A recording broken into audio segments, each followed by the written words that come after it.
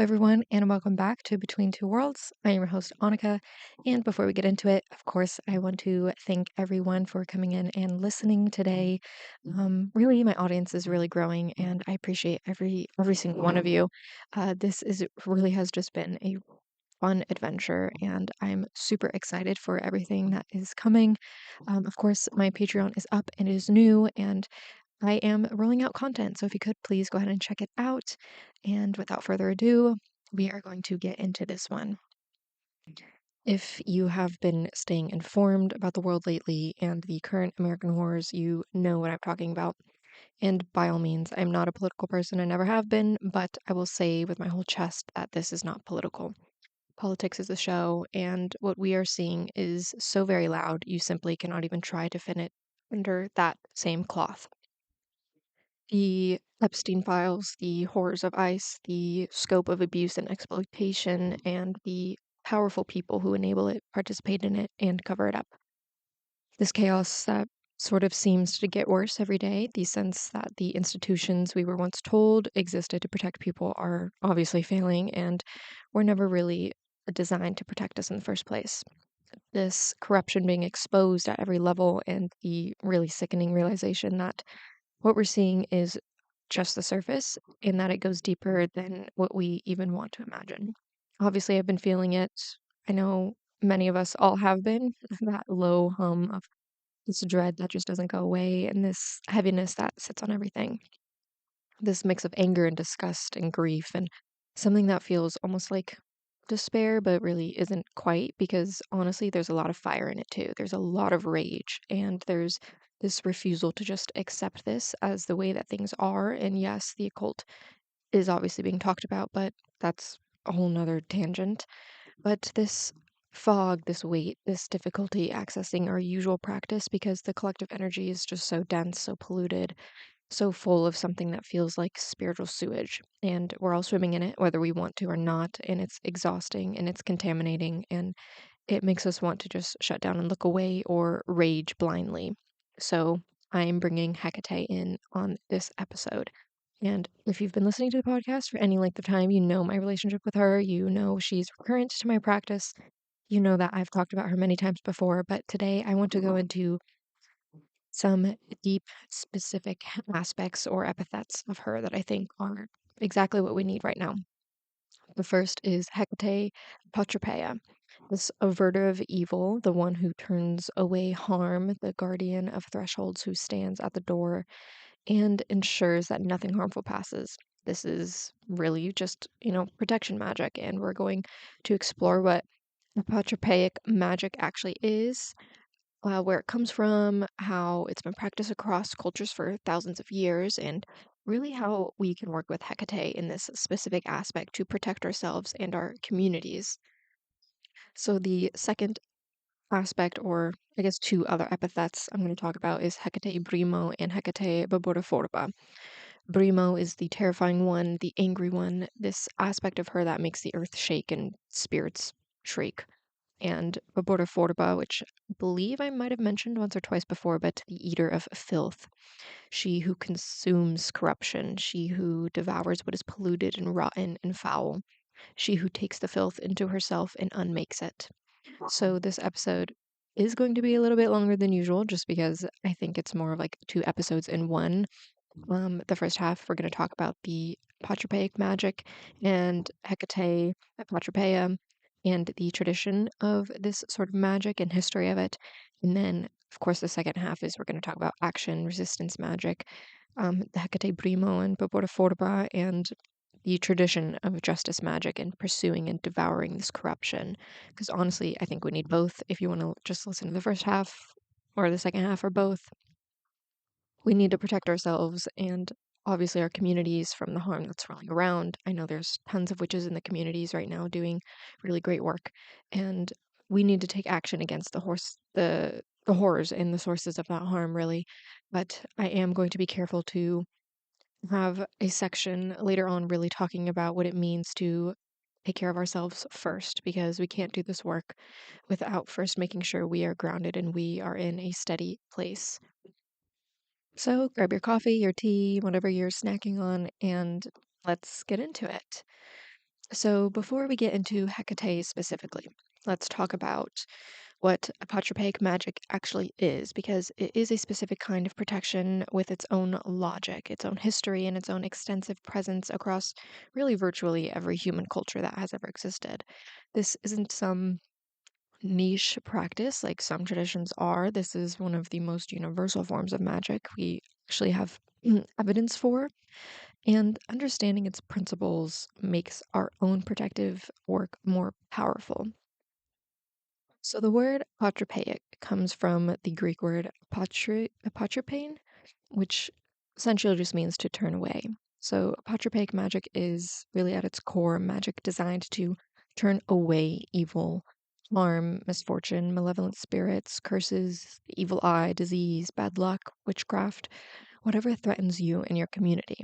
It's not just about blocking or absorbing harm, it's about reflecting it, sending it away, and making sure it really never comes back or before it ever reaches you. So, really think about the difference between maybe like a shield and a mirror. A shield absorbs the blow. It takes the hit so you don't have to. That's one kind of protection work, of course, and it's valuable, but a mirror reflects. It sends back what's aimed at it. And apotropaic magic is more like the mirror. It doesn't just stop harm, it turns it, it redirects it, and it makes it go elsewhere or return to its source. So there's also an element of what we might call fighting fire with fire. And I'm sure you've all heard of that. And this, of course, shows up in very technical ways in apotropaic magic because in many traditions, these apotropaic objects are themselves frightening or grotesque. It's has monstrous faces, fierce guardian figures, images that are meant to scare. And the logic is that harmful forces like predators prefer easy targets. So when they encounter something that looks back at them, something that seems dangerous or powerful in its own right, they obviously reconsider and they turn away and most likely look for easier prey. So this is why so many apotropaic symbols involve eyes. The evil eye, of course, this belief that envy or malice can cause harm through a glance is found across Mediterranean, Middle Eastern, South Asian, Latin American, and many other cultures, and it might be really the single most widespread magical belief in human history. And the traditional response is an eye that looks back, the Nazar. That blue eye amulet you've most likely seen, that's an eye to meet the evil eye. So it's something that watches, something that returns the gaze. The message is, I see you seeing me and I'm not an easy target. So apotropaic objects are really traditionally placed at thresholds, doorways, gates, windows, property boundaries, crossroads. These are the liminal spaces, places where inside meets outside, where safe meets potentially dangerous, and where your territory ends and unknown begins. So these are very vulnerable spaces. If you're going to turn away harm, you do it at the boundary before it can enter. You don't wait until the threat is inside your house to deal with it. You meet it at the door. So this is different from other kinds of protection magic only because there is this there really is this clear distinction. Warding creates boundaries, right? Establishes the edges of protected space. And shielding creates a barrier around you or your space that absorbs or blocks harmful energy. So obviously, all forms of protection magic have their places, but apotropaic magic adds this second layer. It's more aggressive, it's more active. It plays more of an offensive role. And really why I think it works because, harmful forces, whether we're talking about spirits, magical attacks, or even just negative energy and intention, that general miasma, tend to follow the path of least resistance. They're looking for openings, for vulnerabilities, for targets that don't fight back. So when they encounter strong apotropaic protection, something that looks back at them, something that signals this one is guarded, this one will be trouble. Just don't try. They often just move on. It's not worth it, and there are easier targets elsewhere. So that's the main logic of apotropaic magic. You're not just protecting yourself, you're making yourself a harder target. You're signaling to whatever could do harm that you are watched and you are watching them. Well, let's talk about the history of apotropaic traditions because it's actually really quite fascinating. In the ancient Near East, some of the earliest written evidence we have for apotropaic magic comes from ancient Mesopotamia. And of course, it's extensive. The Mesopotamians are deeply or were deeply considered or concerned with protection from evil spirits, demons, witchcraft, and malevolent forces. And they developed sophisticated magical technologies to address these threats. Like many old traditions, the more spiritual threats were not seen as just spiritual, they were looked at as real, tangible threats. So this is really woven in everywhere. So the Lamassu, these are like these massive stone sculptures of winged bulls or lions with human heads that guarded the entrances to Assyrian palaces. Were explicitly Apotropaic. They weren't just decorative or symbols of royal power, though they were those things too. They were guardians, placed at the thresholds to turn away evil spirits and protect the spaces that they guarded. So their size, their fierce appearance, their combination of powerful animal bodies and human intelligence, all of this was designed to intimidate and repel these harmful forces. But apotropaic magic in Mesopotamia wasn't just for kings and palaces. Ordinary households used clay figurines of protective spirits buried beneath doorways and thresholds to guard the home. These figurines depicted beings like the Lugalu, a lion demon who protected against other demons, and the Kusariku, I think, a bull man, and various other supernatural guardians, right? Archaeologists have found that these actually were buried at entrances throughout Mesopotamian sites. The practice was really widespread and consistent over centuries. And the Mesopotamians also used apotropaic plaques and amulets depicting the demon Pazuzu, which might seem counterintuitive. Why would you use a demon for protection? But Pazuzu, while dangerous, was an enemy of other demons, particularly the Mashtu, who threatened pregnant women and infants. So by invoking Pazuzu, you were essentially setting one dangerous force against another, using a demon to repel demons. And this is where that fighting fire with fire principle really shows up repeatedly in these traditions. And of course, we're going to see it again when we talk about Hekate.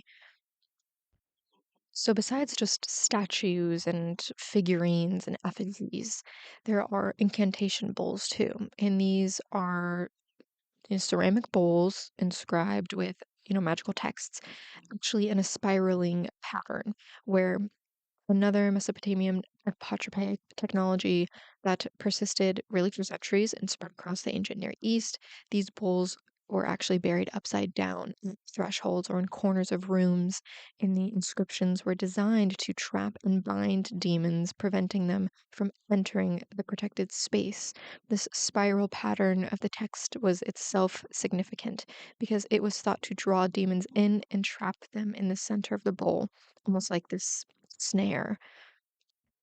So, of course, I also have to talk about Egyptian apotropaic magic because really this was equally sophisticated and pervasive.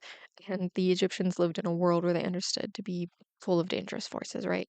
Demons, hostile spirits, the chaos that constantly threatened to overwhelm the ordered world. And they, of course, developed extensive magical technologies to protect against these threats. So, the Eye of Horus is one of the most recognizable apotropaic symbols from ancient Egypt, right? According to the myth, Horus lost his eye in the battle with Set, and it was restored by Thoth.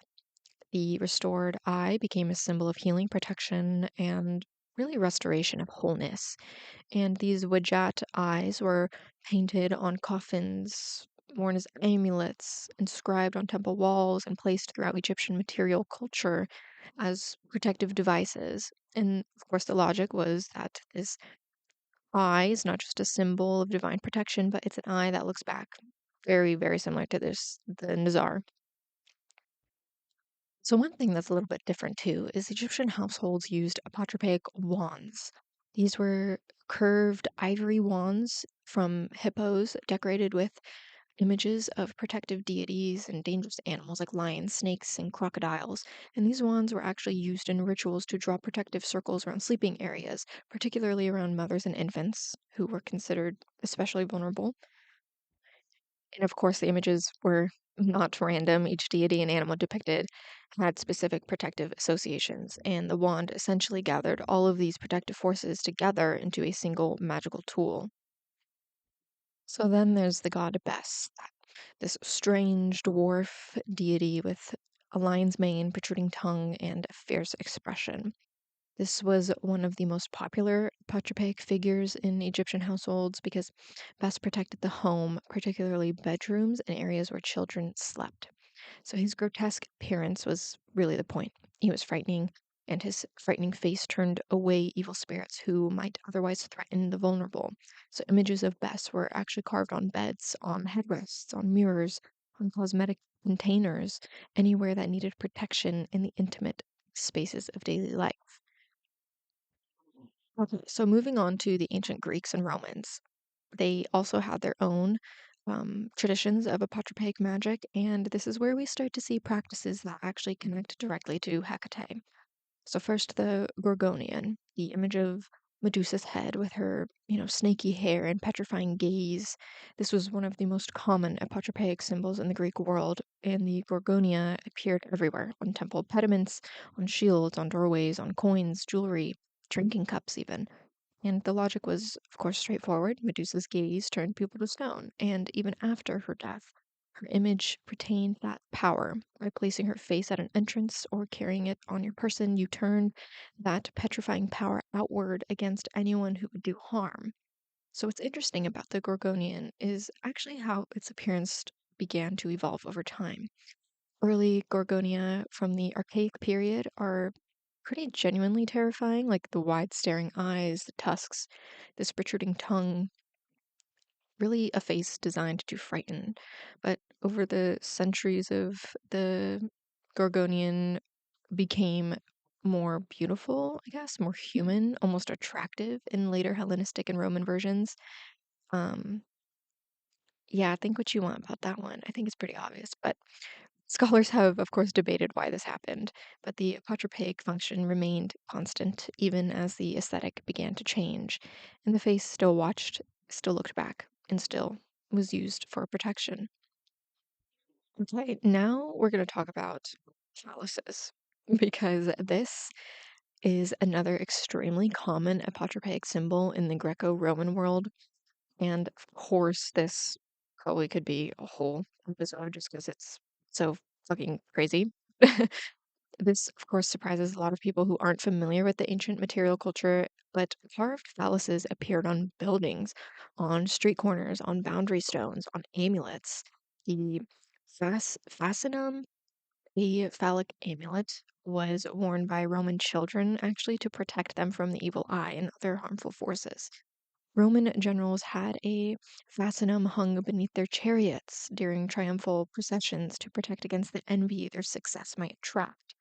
Now, of course, the logic here is very debated, and it can be debated, but essentially it connects to the ideas about life force, generative power, and the ability to poke out or repel the evil eye. The phallus was associated with the god Phasinus, a deity of protection against evil, and with Priapus, a garden god who exaggerated phallus protected gardens and orchards from thieves and harmful influences. This might seem strange to modern sensibilities, but the archaeological evidence is pretty overwhelming. Phallic imagery was one of the primary apotropaic technologies of the ancient Mediterranean.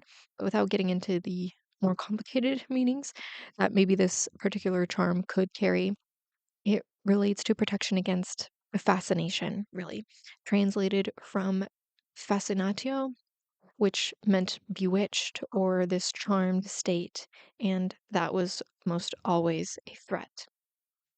Okay, so fast forwarding a bit, the apotropaic traditions of the ancient world didn't just disappear with the rise of Christianity. They actually transformed, adapted, and continued in new forms throughout the medieval and early modern periods. Gargoyles and grotesques on medieval churches are really perhaps the most visible continuation of ancient apotropaic principles because, these carved figures, these monstrous faces, demons, and hybrid creatures, sometimes obscene or even disturbing, decorated the exteriors of churches throughout Europe and even graves and headstones. But while they had practical functions as waterspouts, their placement and their frightening appearance served apotropaic purposes. They guarded the sacred space, turning away evil spirits, protecting the church and its congregation. And the presence of demonic and monstrous imagery on churches might seem contradictory, but of course it follows the same logic as the Mesopotamian use of Pazuzu or the Greek use of the Gorgonian. You use these frightening things to frighten away threats. So the male member is not the only one to get away with this. The Sheila Nagigs, those carved female figures displaying very exaggerated genitalia found on churches and castles in Ireland, Britain, and parts of the continental Europe, are another medieval Patriarchal tradition that has really puzzled, I think, a lot of people for centuries. These figures are placed often above doorways or windows in positions that suggest a protective function. And the most common interpretation is that they served to avert the evil eye or turn away harmful forces through the power of shocking image, or even to warn against the powers of lust when it was more connected to the church. So, of course, I have to get into a little bit of the fun of witch bottles because, they represented a whole other category of things. you know, you could use them for so many things, but essentially they were these ceramic or glass bottles filled with sharp objects, pins, nails, thorns, broken glass, along with the urine, hair, or sometimes other bodily substances from the person to be protected. And these bottles were buried at thresholds, under hearths, or in the walls even of houses. And of course, the logic here is that the witch bottle is a sympathetic magic combined with apotropaic deflection. The urine and the hair link the bottle to the person being protected. The sharp objects pierce and trap any harmful magic sent against that person.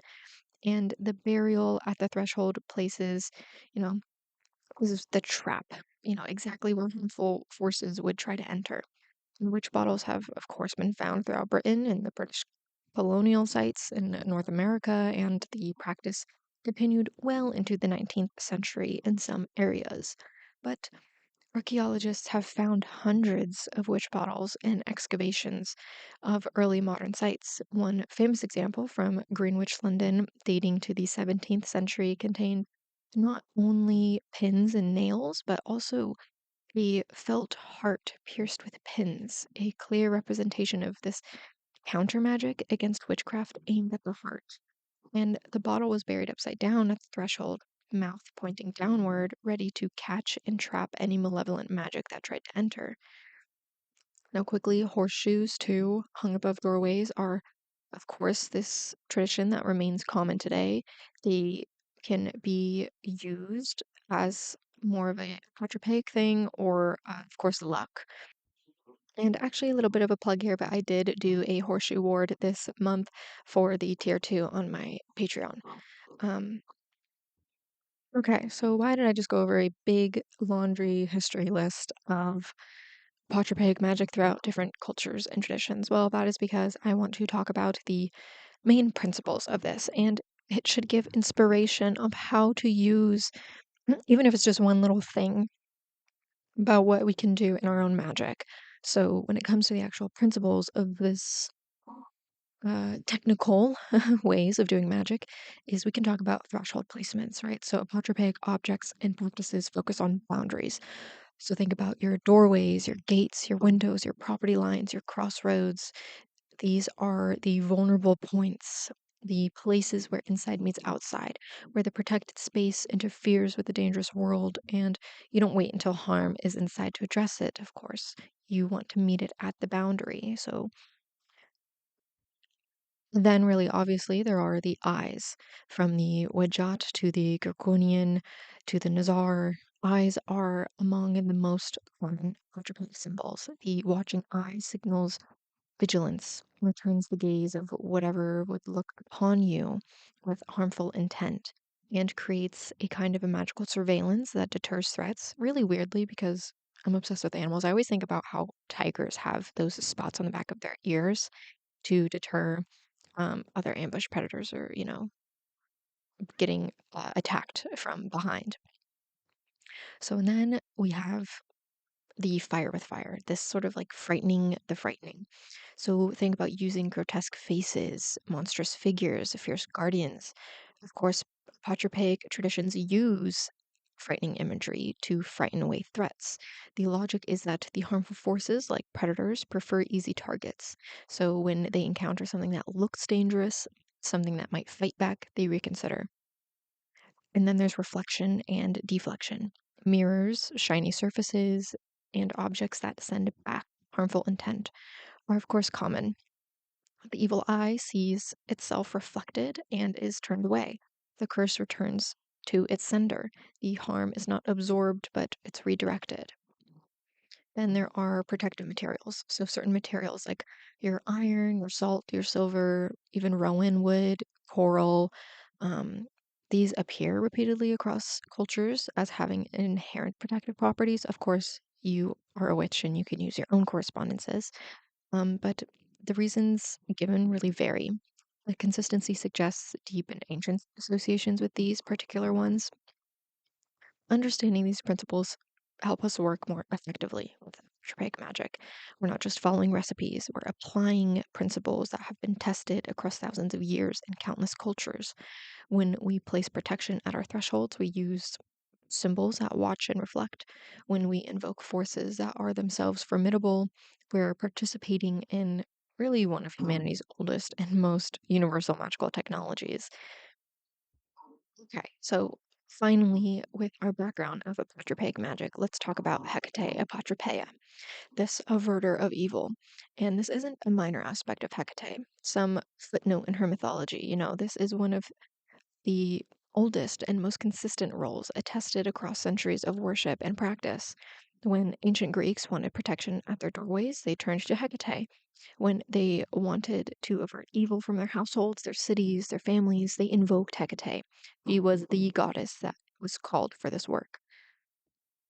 The epithet Apotropaia itself, she who turns away, tells us exactly what her function was. She didn't just guard, she actively averted. She didn't just stand at the threshold, she turned back what approached with harmful intent. And this is active. This is aggressive protection. It's not passive shielding. But Apotropaia wasn't, of course, her only protective epithet. And today there are hundreds and hundreds of epithets. But we can talk about some other accumulated titles that might fit this same archetype, right? There's Propylaea, she who stands before the gate. This, of course, emphasizes her position at the entrance, the first line of defense. She doesn't wait inside to deal with threats after they've entered. She is the one you must pass before you can enter, and nothing passes without her permission. There's Kleidukos, the keeper of keys. Hecate holds the keys to all doors, all gates, all realms. She can open what is closed and close what is open. For protective purposes, this means she can lock out harm. She can close the door against evil and keep it closed. And the key is both a symbol of access and a symbol of denial of access. And Hecate controls both. Then there's Phosphoros or Lampadiforos. I think that's how you say it. The light bearer, the torch bearer. Her torches illuminate what's hidden in darkness. Threats that rely on stealth, on secrecy, on approaching unseen. Her light reveals them. And you cannot hide from Hecate, right? Her torches expose what would prefer to be remained hidden. And in exposing it, she gives us the chance to respond, to defend, to avert, or even attack. So, of course, throughout ancient Greek, Greece, people placed small statues or images of Hecate at their doorways. These were called Hecateia, and they served a specific apotropaic function. They were there to turn away evil, to guard the threshold, to ensure that nothing harmful could enter without passing her first. And the most common form of these Hecateia was the triple formed Hecate, the three bodies or three faces joined together, looking in different directions. And this wasn't just artistic style, of course, it was functional. She could see in all directions and she could see threats approaching from any direction. Nothing could sneak up, nothing could slip past unnoticed, and she was vigilant in all directions at once. Now, wealthy households had carved stone Hecataea, sometimes quite elaborate, but ordinary people had them too, simpler versions in wood or clay, or even just a symbol marked at the threshold. The practice was so widespread that Hecate at the door was a common phrase. Her presence at the entrance was expected, normal, and a part of how you kept a household safe. So the literary evidence for this, of course, is extensive. Aristophanes in his comedies mentions Hecatea at doorways as a common feature of Athenian households, so common that he can reference them in passing without explanation, assuming his audience knows exactly what he means. And Critus describes offerings to Hecate at crossroads, and Plutarch discusses her role as a guardian deity. So the practice was ubiquitous. Now, I want to tell you a story that actually illustrates Hecate's apotropaic power beautifully because I think, of course, stories help us understand the gods in ways that lists of epithets and archaeological evidence can't quite capture. So, this is the story of Byzantium. Around 340 BCE, Philip II of Macedon, that's Alexander the Great's father, was expanding his power throughout Greece, conquering or subduing city after city. He set his sights on Byzantium, a wealthy and strategically important city on the Bosphorus, controlling the passage between the Mediterranean and the Black Sea. Now, Philip decided to take the city by a surprise attack at night. His forces approached the city walls under the cover of darkness, planning to catch the defenders completely unaware and take the city before they could mount a defense. It was a sound military strategy. Byzantium's walls were strong, and direct assault would be costly, but a surprise attack at night, with the defenders asleep and unprepared, might succeed where a siege would fall. The story goes Hecate intervened. According to the ancient accounts, she sent light. Some versions say she made the moon shine with unusual brightness, banishing the darkness Philip was counting on. Others say she sent mysterious torches or flames across the sky, illuminating the approaching army. And still others say that dogs throughout the city began barking, alerting people by her presence, and their barking woke the defenders. So, however it manifested, the result was the same. Philip's approaching army was revealed, exposed, and illuminated, and the Byzantines saw them coming and were able to defend their city. So the attack failed. In gratitude, Byzantium adopted Hecate as a patron deity, and they erected statues to her. They minted coins bearing her image with her torches. They honored her as the one who saved their city, and she became Hecate Lepidophoros, the torchbearer, Hecate Phosphoros, the lightbringer, the one who brought light in the darkness and averted disaster. The crescent moon and star that later became associated with Byzantium and eventually Constantinople after the city was refounded by Constantine, and eventually Istanbul after the Ottoman conquest, may trace back to this association with Hecate and her light in the darkness. The symbols that still appear on the Turkish flag may carry in their distant origins the memory of the goddess who saved a city with her torches. This story captures everything about Hecate Apotropaia, right? So she reveals what's hidden. She brings light to darkness and she exposes threats that rely on secrecy. And in doing so, she averts disaster. The city was saved not because she destroyed the army, but because she illuminated it and she turned away the harm by making it visible. So the Dipna was a monthly offering made to Hecate on the last night of the lunar month, the dark moon. Of course, this is also called the Dipnon. And offerings were left at crossroads, traditionally eggs, garlic, honey cakes, fish, and bread, as food for Hecate and for the restless dead who traveled with her. So the Dipna served multiple purposes. And trust me, this is connected. It honored Hecate, it fed the spirits, and importantly for our topic, it maintained her protective presence and goodwill. It was essentially a monthly renewal of the Apotropaic contract. So you feed her, you honor her, you maintain the relationship, and she continues to avert evil from your household. After leaving the Dipna, you were not supposed to look back. You left the offering and you walked away without turning around.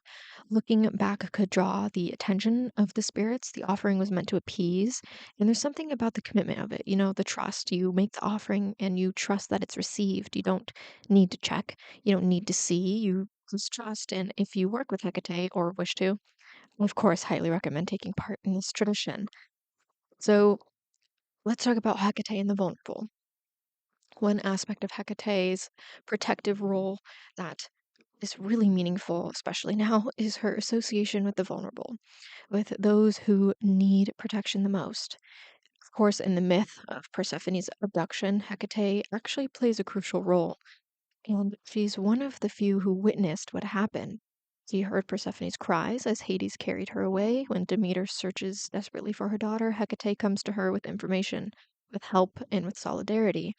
And in some versions of the myth, after Persephone's partial return is negotiated, Hecate becomes kind of like her permanent companion in the underworld, a guardian who ensures the young goddess's safety in that dangerous realm.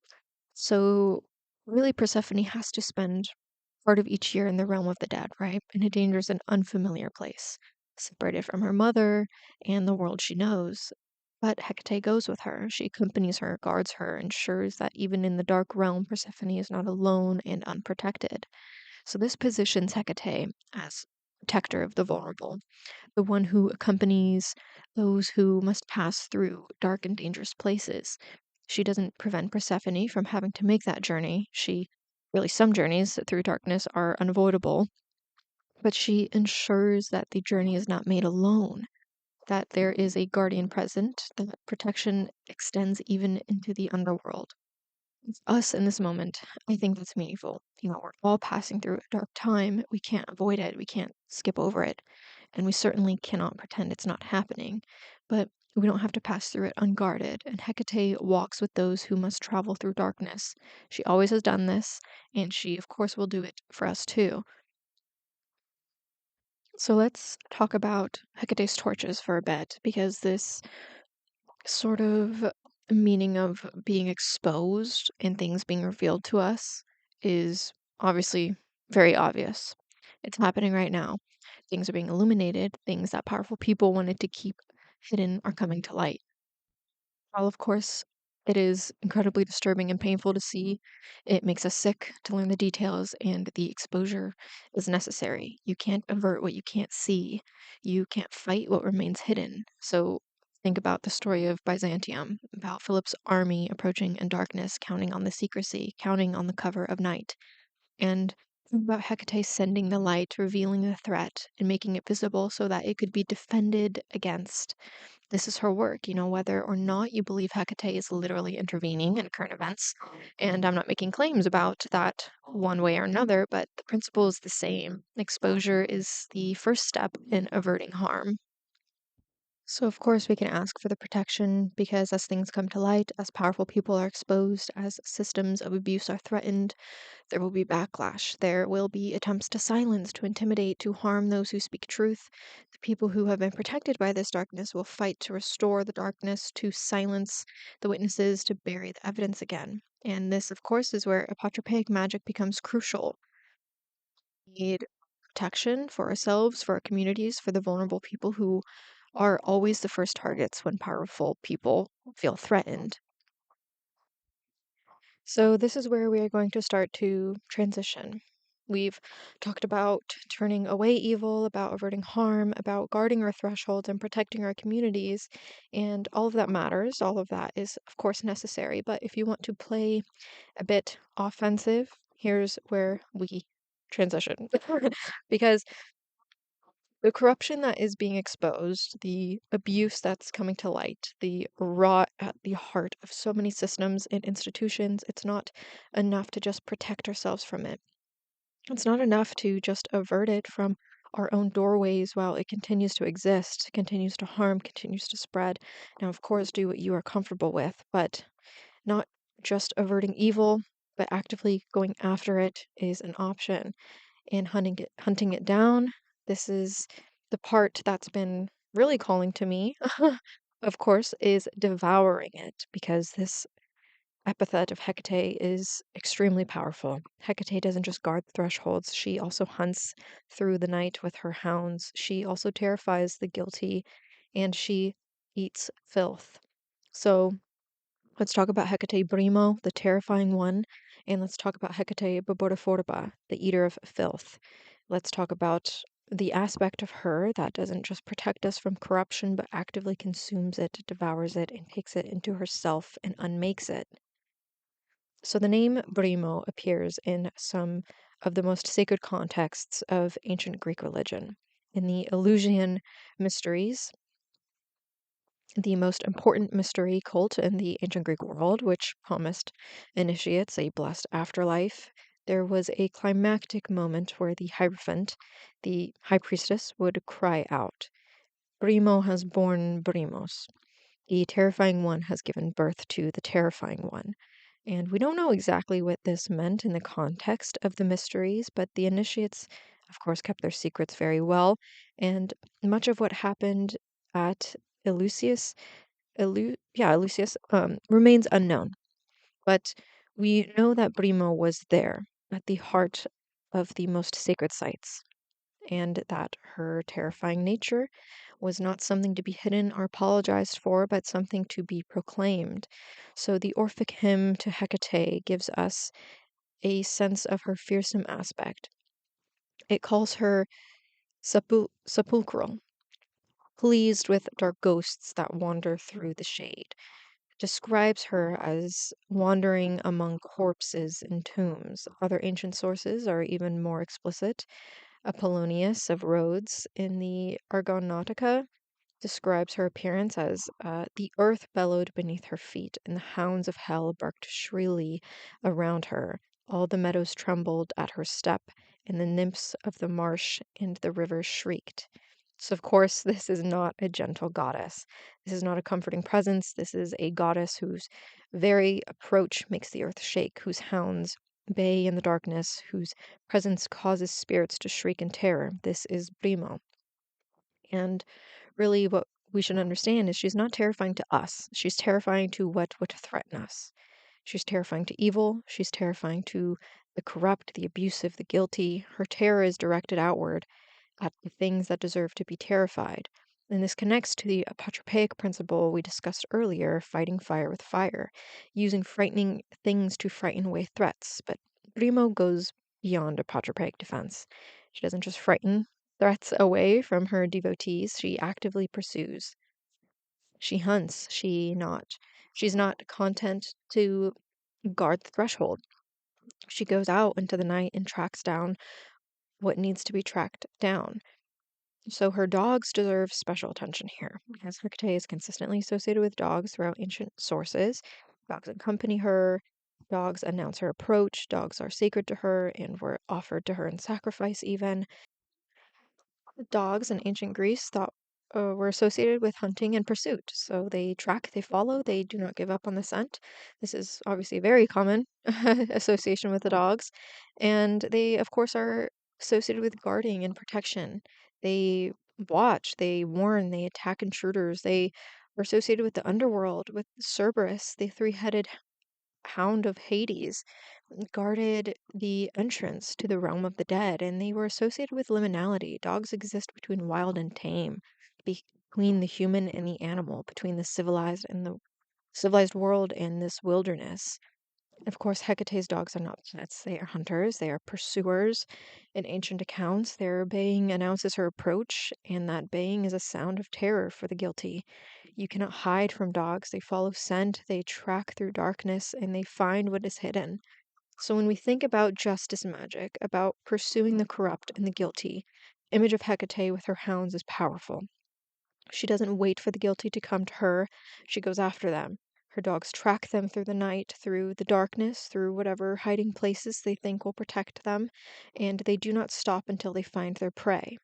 Now, Hecate Enodia, she of the roads. This is another epithet that connects to this pursuing aspect, or, it's also known as the wayside goddess. So, on one level, this connects to her association with crossroads and travel, right? But on another level, it speaks to her nature as one who moves, who travels, who is not confined to one place. Now, Hecate Enodia knows all the roads. She walks them in the night.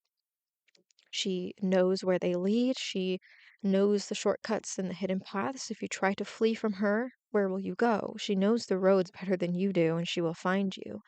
This is the goddess of pursuit, of relentless tracking, of justice that follows you no matter where you run. The corrupt, the abusive, the guilty, they may think they can escape. They may think that their wealth and their power will protect them, and they may think that they can hide, but Hecate knows all roads, and her hounds have the scent, and she's not going to stop. So there is also Hecate Chthoniya, of the earth, of the underworld. This connects her to the realm of the dead and to the justice that comes from below. Now, in Greek thought, the underworld was not just a place of death, of course, but a place of judgment. The dead faced accounting for their lives. What was hidden in life was known in death. The underworld sees everything, it knows everything, it cannot be deceived. Hecate's connection to the underworld means she has access to this knowledge, this judgment, this accounting, the secrets that the powerful keep, crimes that they hide, the abuse they cover up. The underworld knows. And Hecate, who moves between worlds, who holds the keys to all realms, can bring that knowledge to light. Justice from below, justice that rises up from the depths, and justice that cannot be bought or intimidated or silenced because it comes from the realm beyond the reach of earthly power. Now let's talk about Hecate Borborophorba, this eater of filth. So this epithet appears in the Greek magical papyri. These papyri contain, of course, spells, rituals, and invocations used by practicing magicians, and they give us a window into how Hecate was actually worked with in magical practice, not just worshipped in official religion. The name Borborophorba comes from two Greek words. Borboros, meaning filth, mud, mire, sewage, the foulest, most disgusting substances imaginable, and forba, meaning food, fodder, that which is eaten. So Borborophorba means she who feeds on filth, eater of filth, she whose food is corruption. This is a goddess whose food is filth, who eats what is most foul and corrupt, who consumes pollution, sewage, and rot. If we look away from the more elaborate, beautiful offerings to Hecate, like the ones you would give her in the Dipna, there's actually something that connects directly to what we're going to be talking about with Borborophorba. There are ancient records of people offering Hecate the katharmata, so the sweepings from their homes, the dust swept towards the door, food that had fallen on the floor, the crumbs, the scraps, this remnants of daily life that would otherwise be discarded. And this wasn't an insult, this was actually honor. You're not just giving Hecate the pretty things, like the prepared cakes and the pristine offerings. You're giving her what you're getting rid of, what you're pushing out, what you're cleansing from your space, and she receives it, she takes it, and she wants it. This is Hecate's nature. She doesn't recoil from what others consider refuse. The threshold goddess receives what crosses the threshold in both directions, and the beautiful and the discarded. Of course, the sacred cakes in the kitchen sweepings, she is not diminished by receiving your dirt. She is honored by your trust that she can take it. And this is the same energy, we're going to be talking about with this Borborophorba. The goddess who eats filth isn't degraded by that role. She's powerful because of it. She can consume what would poison others, and she can transform what seems beyond redemption. So, why would this be an epithet of power? Why would ancient magicians invoke Hecate by this name? Because she can consume what others cannot touch. So, filth, pollution, corruption, these are things that contaminate. Most beings avoid them. Contact with pollution spreads the pollution. But Hecate Borborophorba eats it. She takes it into herself and she is not contaminated by it. She actually destroys it through consumption. Of course, when something is eaten, it is broken down, it is digested, it is transformed, it ceases to exist as what it was. The filth that Hecate consumes doesn't just get moved elsewhere, it's unmade. It is destroyed through the process of being devoured. In the Greek magical papyri, Hekate is invoked with long strings of epithets, of course, many of them emphasizing her terrifying and more chthonic nature, but Borborophorba appears alongside other names that might also seem kind of shocking or disturbing, but less talked about. So, for Faroon, I think that's how you say it. Faroon, it means a she toad, connecting her to really the creatures that live in dark, wet places, creates creatures associated with transformation in the underworld, snakes, salamanders, of course, toads and frogs, slugs, you know. Then there's Gorgo, which is also Gorgon, connecting her to the Medusa and the petrifying gaze to the power to turn enemies to stone. There's Mormo, a frightening spirit, this boogie woman, something that terrifies, and the Impuza, a shape-shifting demon associated with Hecate's uh, retinue, who could appear beautiful or monstrous. Now, these epithets, of course, aren't insults. They're not describing a degraded or evil deity. They're acknowledging her power over the frightening, the polluted, the monstrous, and she rules these realms. She commands these forces. She is these forces when she chooses to be. Now, there's a sacred function to consuming pollution. In, of course, in ancient Greek thought, pollution, this miasma, was a serious spiritual concern. Certain acts created pollution, like murder, certain crimes, contact with death, violation of sacred laws. This pollution was contagious. It could spread from the polluted person to their family, their community, their city. It had to be dealt with through purification rituals, through exile of the polluted person, even through various means of cleansing. But what if the pollution is too great? What if it has spread too far? What if the normal means of purification aren't sufficient? This is where Hekate Borborophorba comes in. She can consume pollution that cannot be cleansed by other means. She can take into herself what would contaminate anyone else. She can eat the miasma, digest it, and destroy it. So, of course, thinking about the pollution that we're dealing with right now, the abuse of children by powerful people, the networks of exploitation that span decades and cross continents, the complicity of institutions that should have been, protected the vulnerable, the cover-ups, the silencing of victims, the destruction of evidence, the buying of silence, the harassment of families. This is miasma. This is spiritual pollution on a scale that's really hard to comprehend, and it has contaminated everything it touched. Institutions, governments, industries, communities. Pollution has spread far and deep. Normal means of addressing this feel inadequate to most everyone, not just witches. Legal systems, of course, move slowly, if they move at all. The powerful protect each other. Money buys silence and influence. The pollution seems impossible to cleanse, but Hecate Borborophorba eats filth. There's no corruption too deep for her appetite. There's no pollution too foul for her to consume, and she can take this into herself and unmake it. You can call on this aspect of Hecate in all ways, large scale, or just to clear your own space. So, I want to talk about the feeling of contamination because one thing I've noticed in myself and really other practitioners as everything has been coming up is this feeling of being contaminated just by knowing, right? Just by witnessing what's being exposed, like the pollution is spreading to us just through our awareness of it. And of course this is real. This is how miasma works. Exposure to pollution can pollute. Witnessing horror can traumatize. Knowing about abuse can feel like carrying some of the weight of it. And this is part of why the apotropaic magic or work we discussed in the first half of the episode matters. We need to protect not just from direct harm, but from the contaminating effects of witnessing this filth. We need to be able to look at what's being exposed without being destroyed by it. But I also think that there's something else going on. This feeling of contamination is partly a sign that we're taking this seriously, that we're not numbing out, that we're allowing ourselves to actually feel the weight of what's being revealed, and that feeling, uncomfortable as it is, can actually be fuel for the work. So the anger you feel when you learn about these people and these children and these women being abused, the families being harassed, murdered by powerful people, that's fuel. The disgust you feel when you see the networks of complicity, that's fuel. The grief you feel for the victims, the rage you feel at the perpetrators, the system, the desperate wish that something could be done, all of that can be used as fuel. And Hekate, Borborophorba, can use that as fuel as well.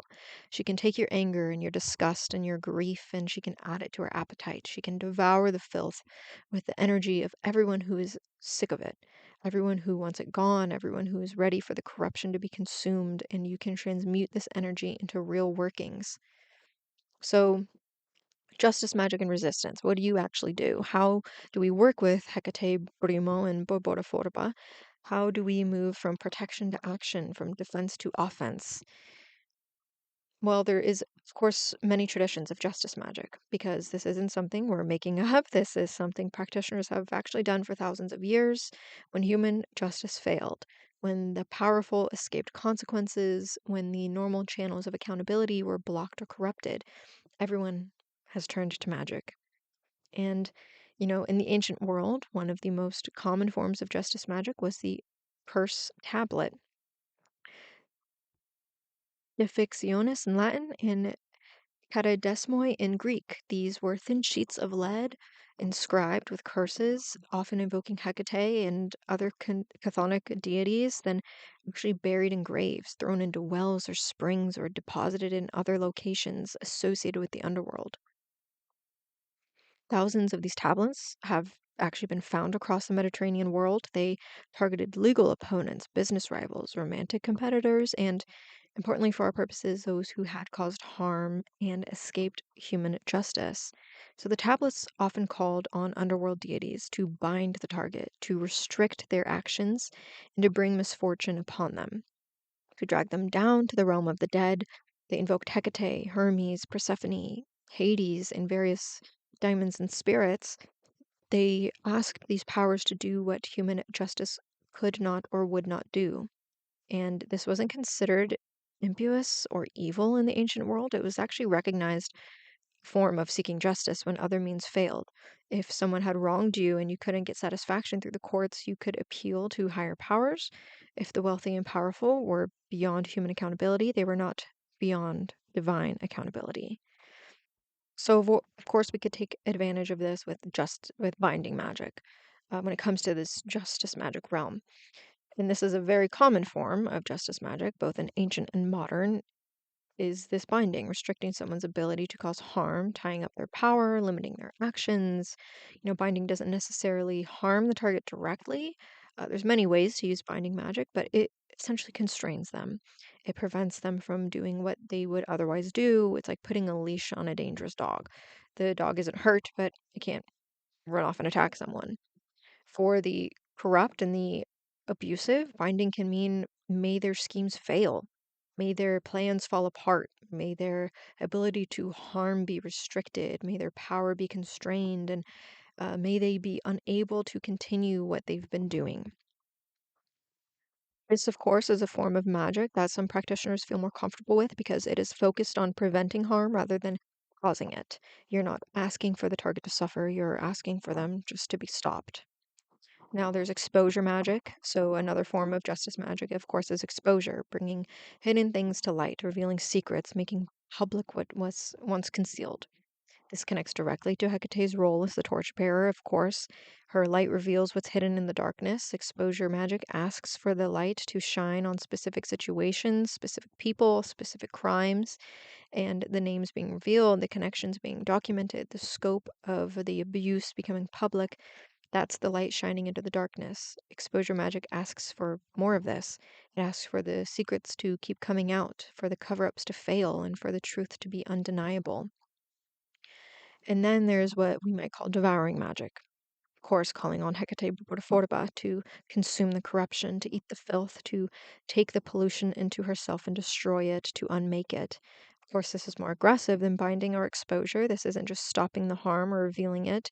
This is asking for the corruption itself to be unmade, devoured, and digested into nothing.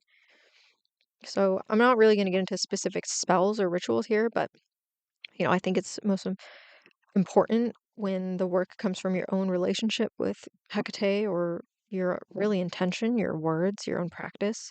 But we could talk about some principles and approaches. So, of course, relationship matters. If you choose to work with Hecate, um, reach out and start building that relationship, especially if you want to work with her more fiercer aspects. So make your offerings speak to her, learn about her, let her get to know you. And of course, the Dipna practice we discussed earlier is a really good starting point. Without getting into all the weeds of, kind of what we should all already know about being clear about intention and being prepared and trust and, of course, patience, especially when it comes to justice magic. We could talk about her dogs too, because, the image of Hecate's hounds, dogs that track through the night, dogs that follow a scent until they find their prey, dogs that don't give up. When you work with Hecate for justice, you're not just asking for a one-time intervention, you're setting her hounds on the trail, and once they have the scent, they don't stop. The corrupt may think they can hide, they may think that their wealth and power will protect them, and they may think that they can wait out the attention, let the news cycle move on, and let people forget. But the hounds don't forget, right? The hounds don't get distracted by the next news cycle. The hounds follow the scent until they find their prey. And this is the restlessness of Hecate's justice. It doesn't give up, it doesn't move on, it pursues until it catches. So finally, where does this leave us? Where do we actually stay? What do we do with this? Before we go any further, and I wrap this up, of course, I want to talk about not Hecate, not about magic, not about protection or justice or any of the work we have discussed. I need to talk to you about just what we have all been doing. And I know because, of course, I've been doing it too, there's this addiction almost to scrolling. You've been reading every thread, every document dump, every horrifying detail. You've been watching the news, refreshing the feeds, consuming testimony after testimony. You've been taking it all in, all of it, because it feels like your responsibility, especially as witches, right? I feel like we are a little bit more vulnerable to this feeling because it might feel like looking away, feels like complicity because you think if you just stay informed enough, read enough, know enough, somehow that will matter, somehow that will help. But I need to tell you something, witch to witch, practitioner to practitioner, and human to human, you cannot carry all of this. We were never supposed to carry all of this. The weight of the collective trauma is not yours to bear alone. The rage, the grief, the disgust, the horror, these are shared burdens, unfortunately and fortunately. They belong to all of us, which means they don't belong to any one of us completely. You are not designed or designated to be this holder of humanity's pain. You are not required to consume every piece of evidence, absorb every victim's story, feel every ounce of this darkness in order to be a good person, to be a good witch, and to be a good ally. Staying informed does not mean self destruction, and bearing witness does not mean drowning. Of course, there's a difference between awareness and overconsumption, and there's a difference between honoring the truth and letting the truth eat you alive. And right now, a lot of us have crossed that line without even realizing it. We've mistaken our own suffering for solidarity, and we've confused our burnout with vigilance. We've told ourselves that if we're not in constant pain about this, then we must not care enough. But of course, that's a lie. And it's a lie that will destroy you from the inside out if you let it. So the truth is, you cannot pour from an empty vessel, right? You cannot protect anyone if you've shattered yourself. And you cannot do any of the work for you, your family, your friends, and your community if you're not able to. Where, you know, where we are today, this talking of the warding and the binding and the feeding of Hecate, this cultivation of fierce protective presence, you simply cannot execute it if you're running on fumes and trauma and this cortisol and sense of doom. The first act of resistance magic is refusing to let them break you. So take a moment to check in with yourself, not with the news, not with the discourse, not with what everyone else is feeling, but with yourself. If you need to, go out in nature, like literally, actually go ground, go on a hike. If you're feeling this call to get back out and connect with the earth, it's for a reason. And of course, I'm not telling you to look away. I'm not telling you to bury your head in the sand and to practice love and light, toxic positivity, to pretend everything is fine. Everything is not fine. We all know that. Horrors are real, the corruption is real, and the victims are real, and the rage you feel is righteous and correct. But righteous rage is a fire, and fire needs fuel. If you've been burning your own bones to keep that fire going, you're not going to make it. You're not going to be able to be here for the long fight, and you're going to burn out. You're going to break down and become one more casualty of a system that wants you overwhelmed and wants you paralyzed. They want you so saturated with horror that you can't function. And we cannot give them that, especially powerful witches and magical practitioners. Hecate stands at the threshold, but you are this threshold. You are the boundary between the darkness out there and the sacred space within. And that boundary needs tending. The boundary needs protection, and the boundary needs you to be strong enough to hold it. And just remind yourself that you're human, you're alive, and you're more than the consumption of tragedy. You're more than awareness of evil, and you exist beyond the scroll, beyond the news cycle, beyond the endless streams of horror. Now, some of the most encouraging things about this moment is that I know I'm not alone, right? I know that other practitioners are feeling the same weight, the same anger, the same desperate wish for justice. And of course, I know other people who work with Hecate are being called to her fiercer aspects right now. When many practitioners work towards the same ends, the power multiplies. We're not all doing the same ritual at the same time, though that can be powerful too, but we're all directing our magic toward the same general goals: justice, exposure, protection, this devouring of corruption. That collective intention matters, the collective energy adds up, and the hounds that each of us set on the trail join together into a pack. The appetite of Borborophorba is fed by all of us who call on her, and you are not alone in this work. Even if you practice solo, even if you don't know any other practitioners personally, you're part of something larger. Other people are doing this work too. Other people are calling on Hecate for justice. There are other deities and gods and spirits. Other people are asking for this filth to be devoured. And of course, we can all take comfort in that, right? Take strength from that. Know that your individual working joins with others, and together we create something more powerful than any of us could create alone. And I know that, this can feel futile sometimes, and the corruption is so vast and powerful, but we are also all protected. And just remember to ground and check in with yourself. So we've covered a lot of ground in this episode. The corruption being exposed right now is vast and deep and sickening. The filth that's coming to light is worse than many of us imagined, and the pollution has spread far and contaminated so much. But Hecate Borborophorba eats filth, and Hecate Apotropaia turns it away. There is no corruption too deep for her appetite. There's no pollution too foul for her to consume, and she can take this into herself and unmake it. We can set these intentions. We can set off these hounds, these spells, these workings.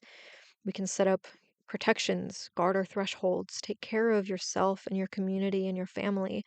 The Apotropaic work matters, and you need, of course, to be protected to do the harder work, and then turn your attention outward if it calls to you. Call on Burimo, call on Borborophorba, set the hounds on the trail, ask for justice, ask for this exposure, and ask, of course, for this filth to begin to digest, to break down, and to be devoured.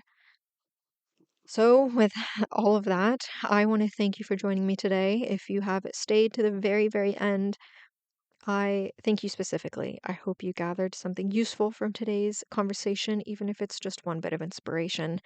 And, take care of yourselves, your kin, your spirits. And as always, wherever you are in the world, have a wonderful morning, day, or night.